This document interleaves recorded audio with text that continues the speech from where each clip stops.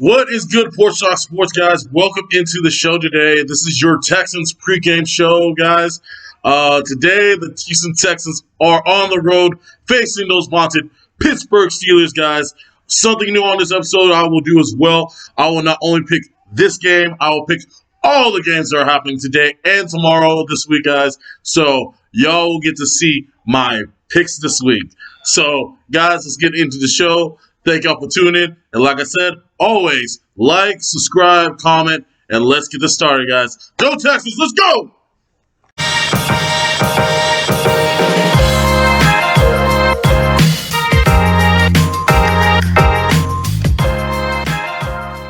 Guys, so Texans fans, welcome into the show. Once again, credit to Andrew Balls, Christian Hickey for the Facebook group. I always thank you guys as always. Y'all work hard to make this group happen. I love the in the Facebook group how we're getting lots of different opinions and people starting to get involved in the group. I also would like y'all guys to also subscribe to the YouTube channel, guys. We need to get this thing big and off and popping, y'all. So I would thank y'all so much, guys. But today in the show, I want to just get started on the matchups. So today we're matching up against the Steelers. This is a very good just overall team, offensively and defensively. And today, we really got to find some type of rhythm offensively. Some way to keep the defense off the field. And we just got to have some type of offensive momentum. Now, what we need to do is, to me, to have any chance of the game, to really just run the ball. We got to find a way to run the ball better. We haven't had a 100-yard rushing game in, I want to say, it's got to be dating back to probably late last season. And that's something we've been missing ever since Arian Foster left this team. The Texans, we haven't had that consistent rhythm in the running game. And we had something like it last year with Carlos Hyde, which I really don't understand why we didn't just re-sign him this offseason instead of giving trading DeAndre Hopkins and letting David Johnson have that big-ass contract. So, to me, that was one of the stupidest moves of this offseason. Yes, this is whiskey, and yes, I'm an alcoholic, y'all. So, yeah, so what? I digress from my point. What I'm saying is, the main thing is we need to have ball control. That is something, the ball control battle, the time of possession is something that we have lost in the first two games this year. And it's just, you can't have any continuity that way. The receivers aren't getting on point. The tight ends aren't really even getting that involved. I mean, the distributing of the ball is not quite as even. And you know what, dude? Once again, I heard that Will Fuller had an injury. I'm not even 100% sure if he's going to be able to play today. And this is what I'm talking about. And this was one of my biggest worries heading into the season, is that the Texans are relying on people that don't have a good state of health, throughout their whole entire career. This Will Fuller, he's as talented as any receiver. He's probably the fastest receiver in the league. And he just can't stay on the fucking field. He is very talented when he's out there. When the ball is in Fuller's hands, he does amazing things with it, but he just can't stay on the fucking field. And it's one of the most frustrating things I've seen as a football fan, guys. It's frustrating. It really is. And the main thing about that is not only that, just that he's not getting the ball. It's just the coaches aren't scheming our guys to get open. They're still playing DeAndre Hopkins ball. And you don't have DeAndre Hopkins out there. You don't have the guy that's going to win that consistent one-on-one matchup all the time. So as a coach, you need to scheme your guys open. And that's what Billy O's not doing. He doesn't know how to do it, honestly. I don't think he does. He does not know how to scheme his guys open. And that is the problem with our team right now. We don't have a great offensive scheme to get guys open consistently. And that's why we're having so many 3-and-outs and so many short drives. DeAndre Hopkins was always that third down guy. If you needed a first down, there he was. because you can't guard DeAndre Hopkins one-on-one. You're going to lose that battle every time. And just you took his most reliable target away from him, and I just don't understand that. If you wanted him to throw the ball less to DeAndre Hopkins, scheme your other guys open.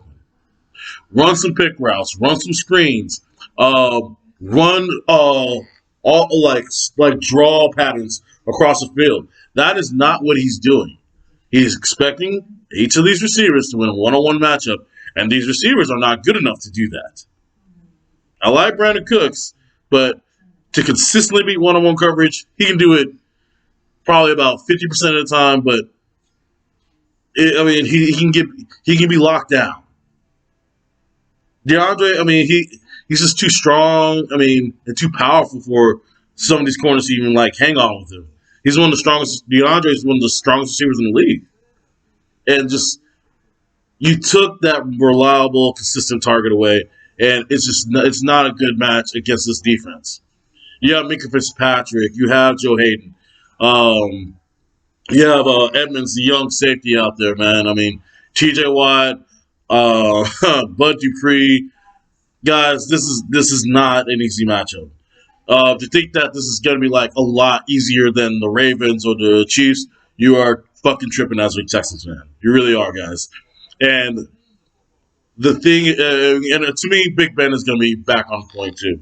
I haven't seen anything consistently from the defense to make me feel that we are going to have a great game against this offense, because honestly, this offense might actually be better than Baltimore's. I think they're better in terms of passing, in terms of throwing the ball. I'm not sure better running, but throwing the ball definitely yes. And just we have a veteran like Big Ben, dude. He can take advantage of secondaries like ours, and our secondary is not good. One of the guys that I really dislike in our secondary is Eric Murray. I think he's really. I don't understand why we gave him that contract. I don't know what they saw in him that would potentially think that he would grow into a star player, but they're paying him a star player money, and I don't understand that. He's just not a star caliber guy. So, guys, when I really look at this game and break it down, I honestly, in my heart of hearts, I just believe we're going to start 0-3. I hope I'm wrong. I really hope I'm wrong, but from what it looks like, guys, we're going to start 0-3. We're not going to beat that team today, and it sucks for me to say, but I even picked our team to win this game today in the preseason report I did earlier, and just the way we are playing football right now for the Texans, we are not together offensively, and it's not going to be good today, guys. I don't see it unless we come up with a game plan that completely shocks me, and I don't see that from a Billy O coach team. I see a team that tries to do the same shit over and over again and try. It's literally, honestly, Bill O'Brien must be that kid in elementary school back in kindergarten. That one kid in kindergarten that kept trying to put the square peg into the circle hole. That's what he's trying to do with Deshaun Watson in his offense. He's trying to fit a square peg into a circle hole. And I'm going to tell you right now, if he goes 0-3, this won't be his last game. I'm telling you right now. And honestly, I don't think if we lose next week to Minnesota, that'll be his last game. The game I'm circling for him possibly being fired, Bill O'Brien, is week 5. If we go 0-5 to start the year, you have to get rid of Bill O'Brien. And we start the season 0-5. And that's what it's going to take. Unfortunately. I find that crazy. That's what it's going to have to take. But you start the season 0-5, and you got rid of your best player. One of your best players at least. It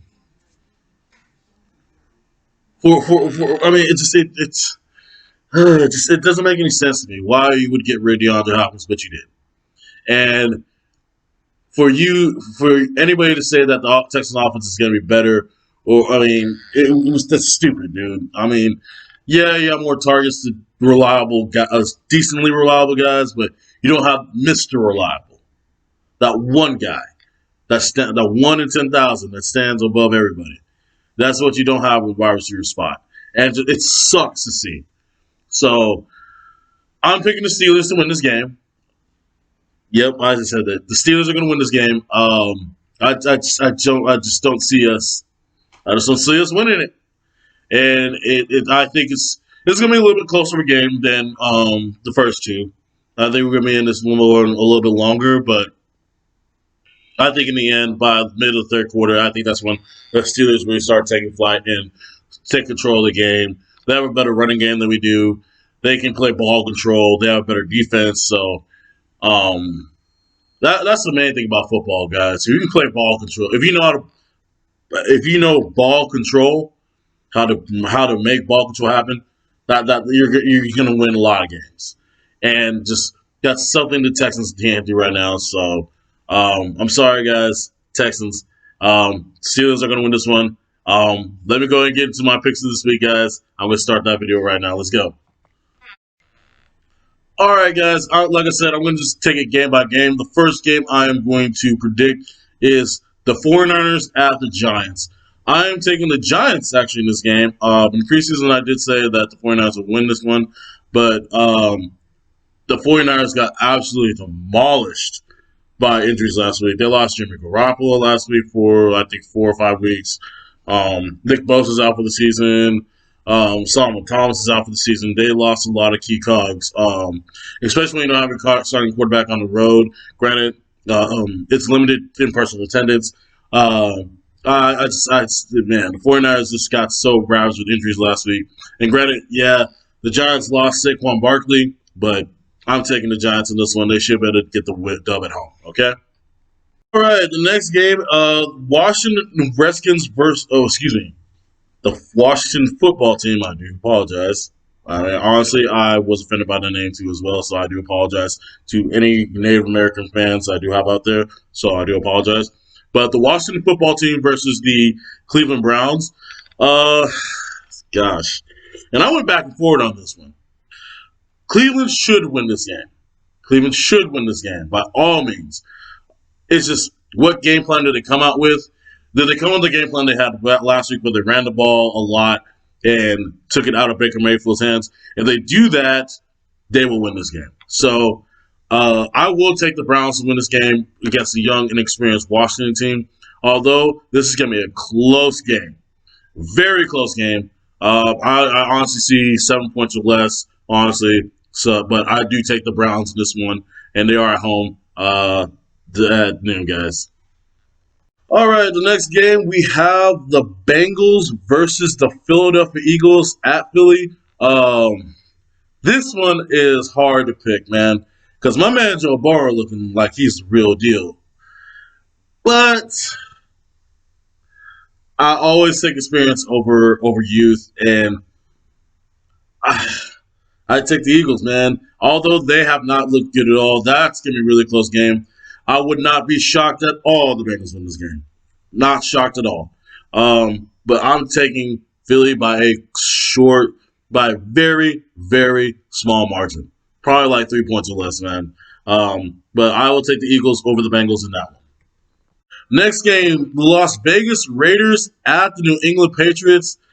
This one is also a really good matchup. I mean, there's a lot of really good matches this week, I will say, in the NFL. The Raiders versus the Patriots.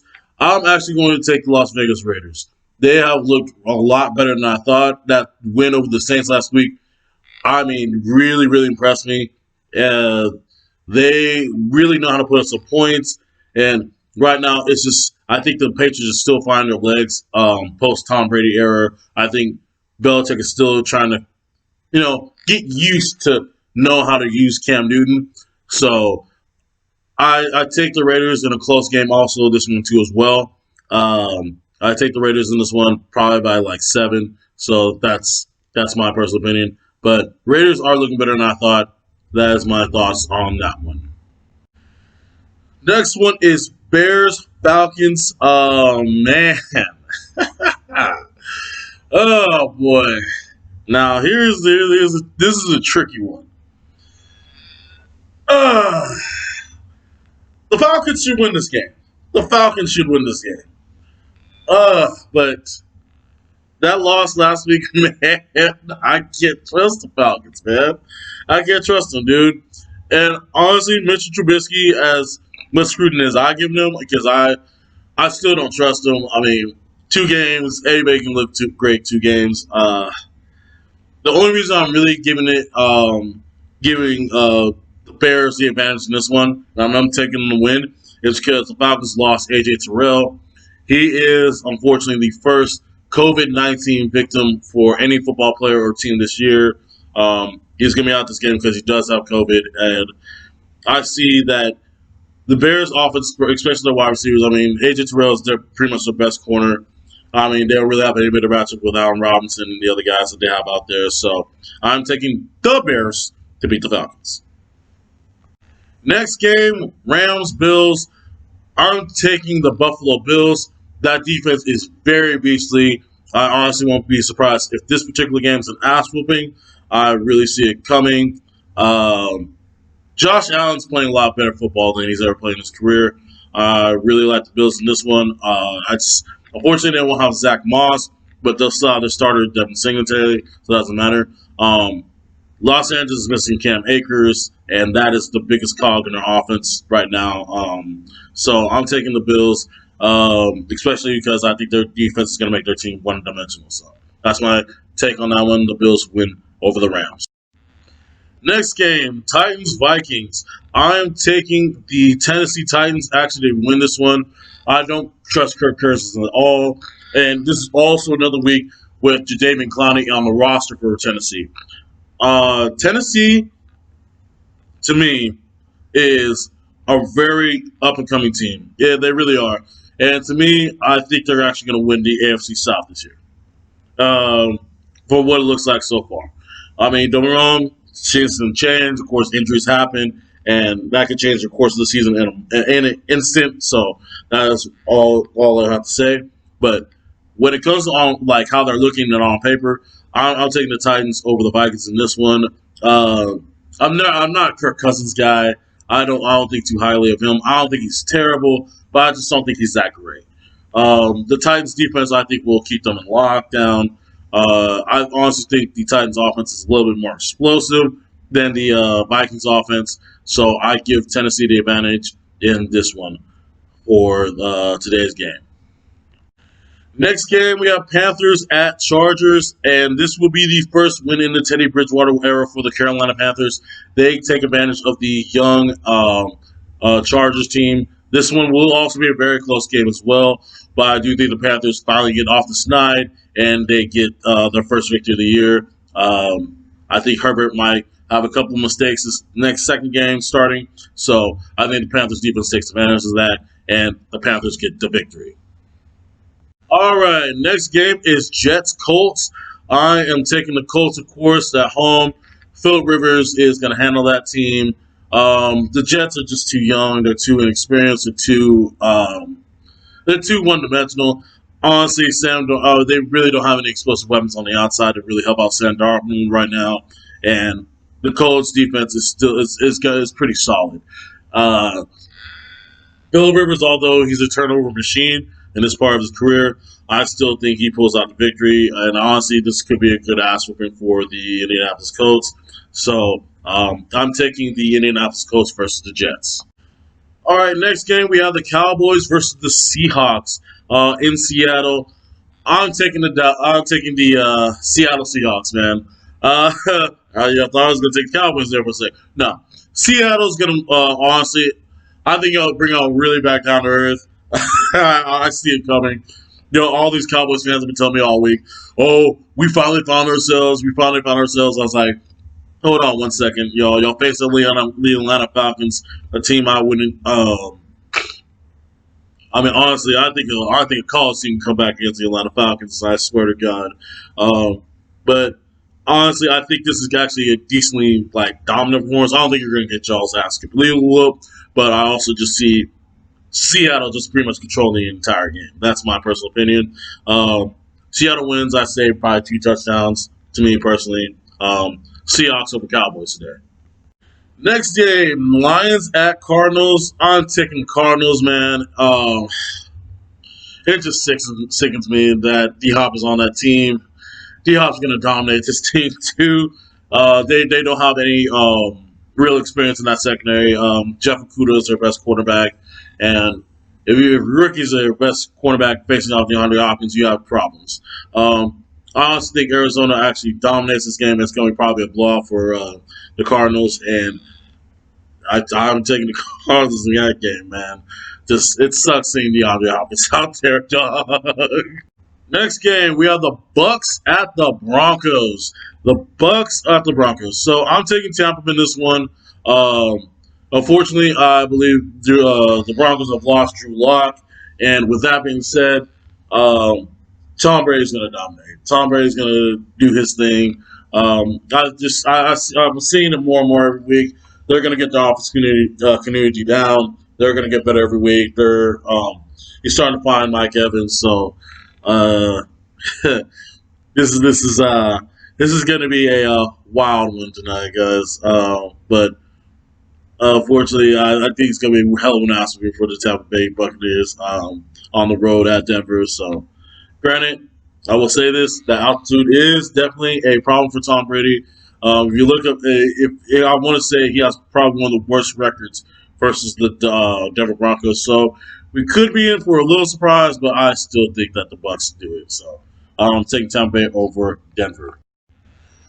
All right, the nightcap tonight, guys, for Sunday Night Football. The Packers versus the Saints. The Packers are at the Saints for this one, guys.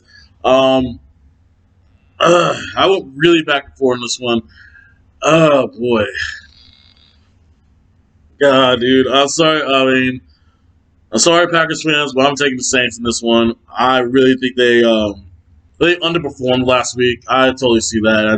I think this is a bounce back week for them, especially at home. Granted, there's no in-crowd attendance, but I don't know. Even being in your home stadium, even though there may not be anybody there, I think they play better at home. That's just personally me. Even though there's nobody there, I think it's just more of a comfortability thing too as well. So I take the Saints in the over the Packers in a hell of a shootout. Honestly, I want to watch this game tonight. This is going to be fun to watch. So I take the Saints over the Packers to win that one. Finally, the Monday night game coming up tomorrow night, guys. Whew. The Chiefs at the Ravens. I am going to take the Ravens. They, honestly, to me, well, through these first two games, look like the better team than the Chiefs right now. Ever so slightly. And it's really because of their defense. Casey don't really have that defense to really hold people down like that. I mean, granted, we look terrible against them because our offense just sucks, and they faced Kansas City. Didn't really give them a lot of points either. But I think the Ravens can hold them in check enough so that they can pull out the victory and, steal one from the Kansas City Chiefs. So I take Ravens over Chiefs in the Monday Night Football game. And guys, that is it for my video today, guys. Thank y'all so much for tuning in as usual. God bless. And guys, always like, subscribe, comment, and always stay blessed, stay humble. And guys, always work hard. And thank y'all so much for tuning in as usual. Love y'all guys. And have a great day, y'all. Enjoy Sunday, y'all. Thank you.